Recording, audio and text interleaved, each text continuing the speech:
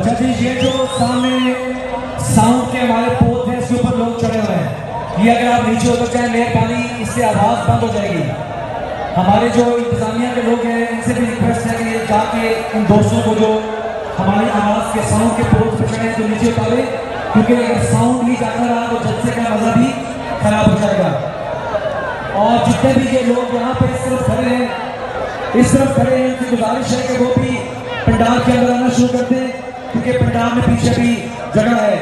हमारे पार्लियामेंटेरियंस काफी यहाँ पे हैं, मलक शफकत अवान साहब हैं, उनको खुशामदीद। और खासतौर पर निसार जज साहब आए हैं, जिन्होंने फैसलाबाद से राना सनाउल्लाह की सियासी कब्र निकाली है। जुलेखा अजीज मंदोखेर भी आई है बलोचिस्तान से।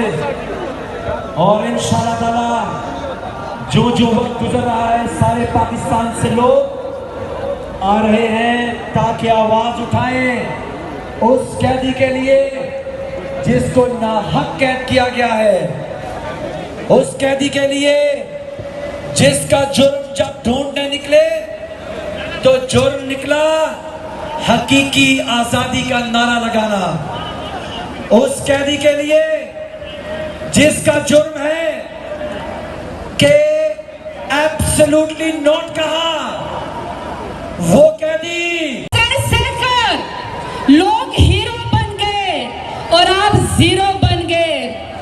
इसके लिए तो हमें आपका शुक्रिया अदा करना चाहिए।